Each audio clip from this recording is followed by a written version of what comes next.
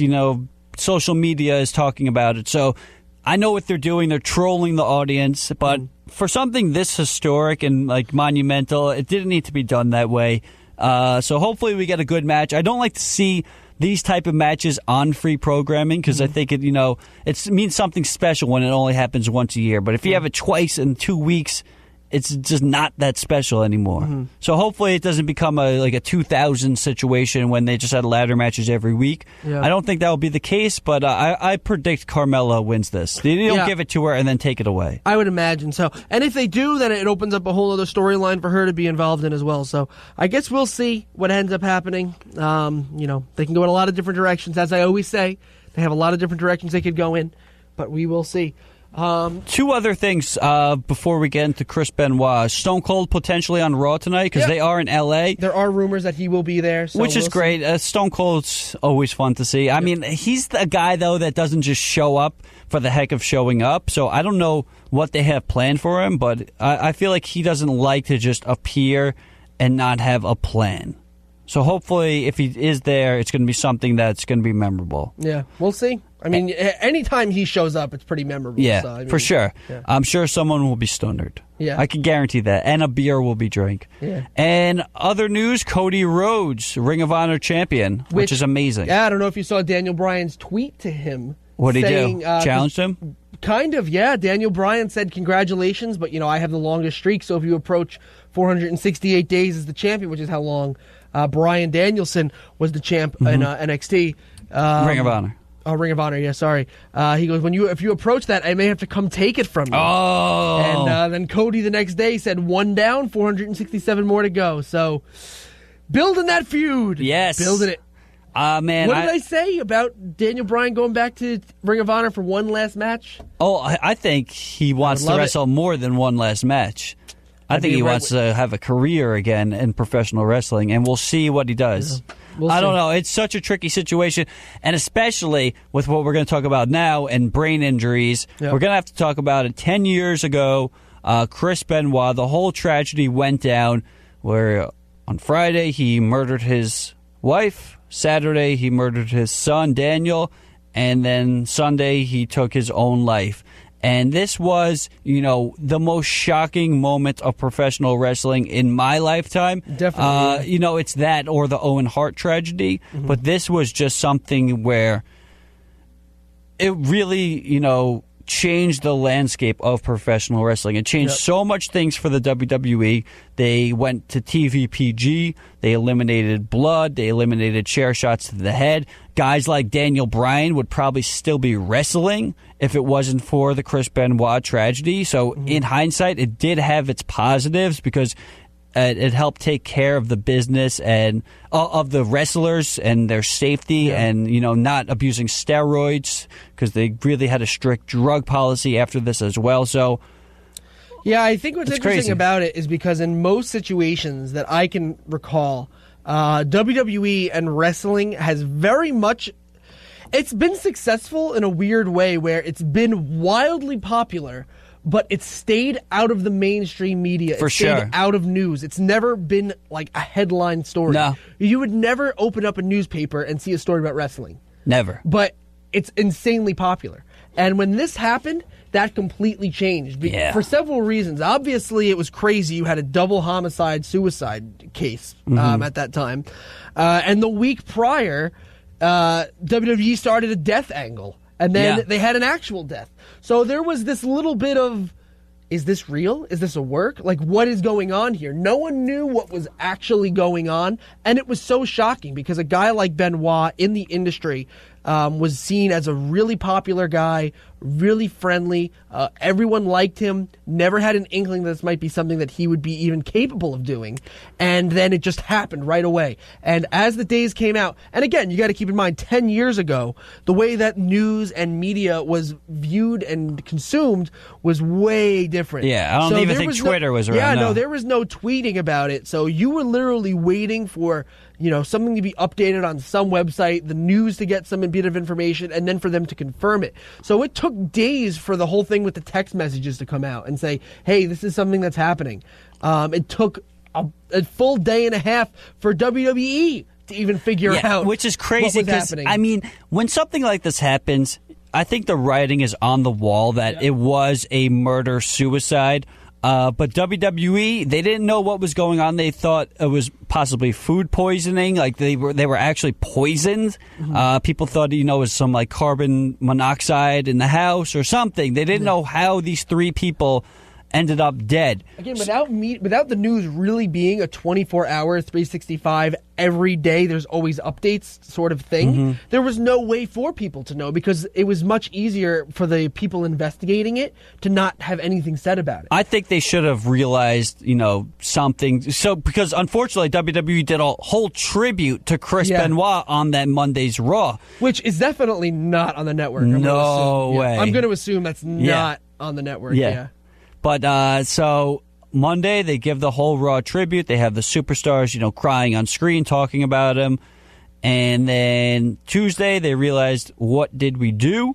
I believe it was on ECW, which was on Tuesday nights. Vince McMahon opens the night up. And he's supposed to be dead at this point, his character. Well, he came out Monday night. He did, yeah. He came out Monday night, I remember watching it live. Yeah, and, same. Being, blown away by it. So he sits in the middle of the ring on Tuesday, and I believe just says, we made a big mistake. Is that on the network? I doubt it. I don't even know if they have any WWE, ECW on the network as of now. I think so. I don't know. If they do, I doubt they have that. I'm going to check when I go home tonight. So we'll have that for next week. Yeah. But so that's essentially the last mention of Chris Benoit ever on WWE television would be that ECW on Tuesday, where they kind of acknowledged that they messed up and we're not going to pay tribute to this guy anymore, and we're going to pay tribute to Daniel and Nancy, the wife and son that were murdered, and then never a mention of them, never a mention of Chris, and probably for the best. You shouldn't mention Chris Benoit if you're the WWE, just because you don't need to look into that. It's just what it is, and there's no need to. The fans knew about it, and the less that was getting out into the media was better at that time. I mean, we talk about it, but it's very true. I mean, we're not going to go. I don't want to go too far into the details because they are really kind of disturbing. Some of the stuff that happened, but it's just a really sad thing, and it's. I think the saddest part, obviously the saddest part is his family is dead. Yeah. But outside of that, basically, the annals of history are not going to recognize probably one of the greatest wrestlers, if not the greatest in-ring competitor ever. Yeah. He was such a good in-ring wrestler. He did everything perfect. Yeah. His moves were crisp. His his selling of getting hurt was up there with some of the best. He could tell a story in the ring better than anyone. He wasn't the best on the microphone, far from it, but like a Bret Hart, what he did, he told the story through his facial expressions in the ring, his ability to, just perform maneuvers and take risks that, no wrestlers really took. And that's unfortunate, and those risks that he took were part of the reason as to why his brain was messed up, because he took a lot of chair shots to the skull. His big move was the diving headbutt, and they did an autopsy of Chris Benoit's brain, and they said it was that of a 85-year-old man with Alzheimer's. So clearly, this had to change, and now they protect their performers. They don't send them out there with concussions. They have a strict protocol of when a wrestler can come back, they have to pass a certain amount of tests. They don't allow chair shots to the head anymore, and that's a good thing. But I think enough about the Benoit tragedy. I really want to talk about his in-ring career, and we only have 5 minutes left. But Chris Benoit, to me, made his name in Japan. He was the Pegasus Kid, and he was putting on some amazing matches in Japan with guys like Jushin Thunder Liger. And then he got his first American mainstream play in ECW. Although he did have a tryout in WWF, actually, in 1995, which I did not know about. He really, made a name in ECW, battling the likes of Taz and Dean Malenko and Eddie Guerrero.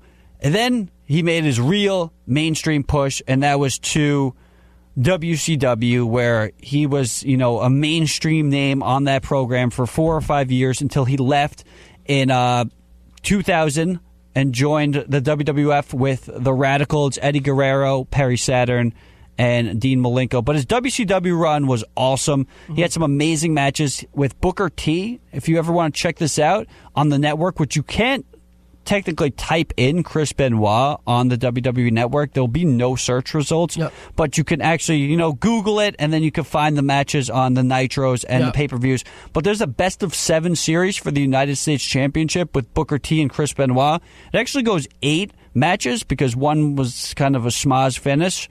But this series really, put Chris Benoit on that next level.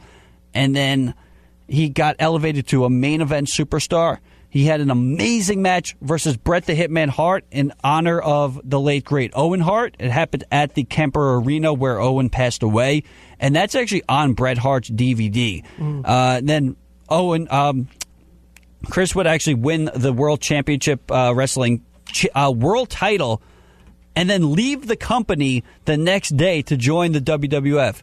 Is there any particular Chris Benoit match or moment that sticks out with you? A lot of my wrestling that I kind of watched was, during the right before he passed away era. Yeah. I watched a lot when he was in WCW, but, I did watch a lot more later on. And he was, at that point... He was still great.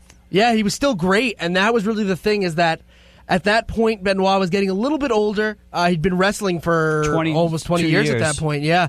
So, this guy was a veteran. He's been around. He's done all these things, and he's had great matches, but was still able to carry matches and work with younger guys. And, the hope was, all right, this guy who's super talented, he can help the younger guys, in, getting to that next level. Yeah, guys like MVP or Mr. Kennedy. Which, by the way, not to cut off too much, but we do have to start wrapping up. Yeah. I'm going to Nashville this weekend to see our good buddy Tom North. He's going to be wrestling, and a few names you're going to know are going to be on that show. MVP, one of them. Nice. Buff Bagwell. Oh, yeah. Tracy Smothers. Nice. Smothers. And our favorite to hate, Vince Russo.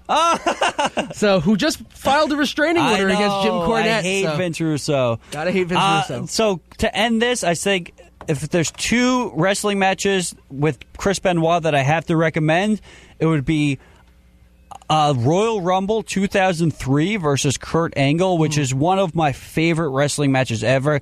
I don't even know if a punch is thrown throughout the match. It's just mat wrestling and hard-hitting clotheslines and suplexes. It's everything that is great about professional wrestling. And the other one is, of course, his WrestleMania 20 main event. The man main evented WrestleMania, finally winning the world title against Triple H and Shawn Michaels at Madison Square Garden. So, to me, those are the 2 matches. I like to, forget about the last couple of days of his life and just respect the wrestler that was Chris Benoit. But we are going to have to wrap it up. The news is up next. Stay tuned for that. And we'll be back next week with no more Chris Benoit talk. Take care.